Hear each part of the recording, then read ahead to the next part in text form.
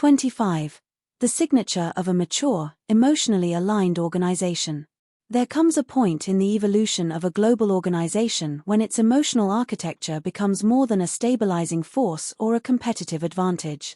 It becomes a signature, a distinct way of being in the world, recognizable in every interaction, woven into every decision, visible in every team, and felt by everyone who encounters it. This signature is not created intentionally.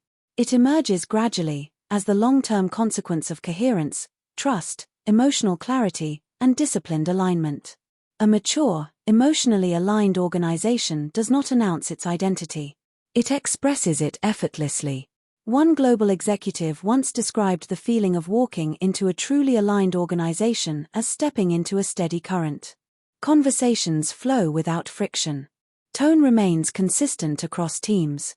Meetings retain their emotional clarity regardless of who leads them. People listen differently, not to respond or defend, but to understand. Decisions are made not out of fear or urgency, but out of shared interpretation.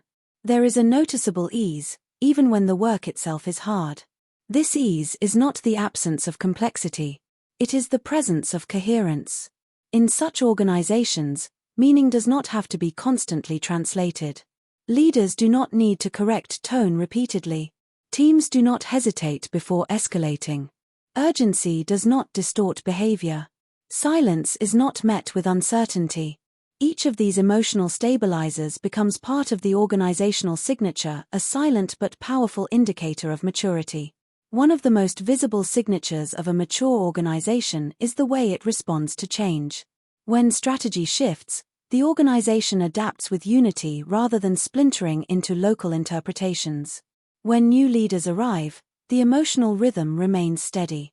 When markets fluctuate, the organization does not lurch reactively but adjusts with coordinated calm. This is not complacency. It is the expression of deep internal trust. A global executive once told me, "I don't spend my energy worrying about how people will interpret my message anymore. The organization carries it consistently." His confidence didn't come from tight control or scripted communication. It came from organizational maturity, the kind that emerges when emotional alignment is no longer a goal to chase, but a behavior that's already embedded in how people work and respond. Another signature appears in the way teams handle conflict. In emotionally aligned organizations, conflict does not feel like rupture. It feels like collaboration. People challenge ideas without threatening relationships. They address misunderstandings openly rather than letting them calcify. They do not assume bad intent. They assume misalignment and correct it together. Conflict becomes a mechanism for clarity rather than a trigger for drift. In one global engineering company, a leader noticed this shift when teams from different continents debated passionately about a design change. What struck him was not the intensity of the discussion, but the emotional tenor of it.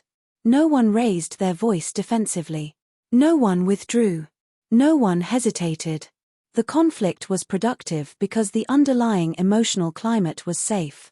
It felt like the organization arguing with itself in the healthiest possible way, he said. That is a signature of alignment, conflict without fracture. Another signature emerges in cross-regional trust. In immature organizations, regions often carry quiet skepticism about each other. One region believes another is too cautious. Another believes a different region is too aggressive. These judgments fill the emotional space and create interpersonal drag. But in emotionally aligned organizations, this skepticism dissolves. Teams trust that other regions will act with the same emotional logic. They may differ in execution, but not in meaning. This trust allows collaboration to deepen and expand. One global retailer experienced this transformation when a major supply challenge required immediate cross-regional cooperation. Previously, such moments had created tension and uneven behaviors. This time, something different unfolded. Regions acted with shared urgency, shared tone, shared transparency. A regional director noted, "For the first time, we didn't question each other. We simply moved together." That unity, intuitive, unforced, unspoken, is a hallmark of alignment maturity. The most subtle signature is the way employees speak about the organization. Not in slogans, but in tone. They describe the company as predictable, calm, fair, human, thoughtful, consistent. They speak not only about what the company does, but how the company feels. This language is not manufactured by branding departments. It emerges organically from lived experience. A mature organization feels coherent from the inside. And that coherence radiates outward.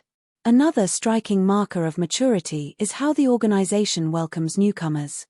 When emotional alignment is strong, new employees quickly absorb the emotional architecture without needing it explained.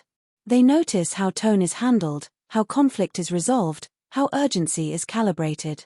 They observe rituals and rhythms, and within weeks, they begin expressing the same emotional patterns. Culture becomes self-teaching. A global consulting firm found this effect remarkable during an onboarding program. New joiners from 6 continents assimilated into the organizational tone faster than in any previous cohort. The leadership attributed this not to improved training but to the strength of the organization's emotional identity. They didn't learn the culture, a manager observed. They absorbed it. Absorption, not instruction, is the sign of a mature system. A final signature, perhaps the most profound, is emotional grace. Mature organizations show grace during mistakes, misunderstandings, and unexpected outcomes. They correct without humiliation. They investigate without blame. They recalibrate without fear. This grace is not softness, it is strength. It is resilience expressed through humanity. It is the confidence that comes from knowing that emotional architecture will hold even when individuals falter. Leaders in such organizations no longer feel the weight of needing to manage every emotional nuance personally. The organization itself carries coherence. The emotional system has grown up. Leadership becomes less about controlling behavior and more about nurturing identity. The next chapter moves the reader toward the conclusion, exploring the final stage of emotional alignment maturity, how it influences legacy, succession, and the organization's ability to stay coherent across generations of leadership.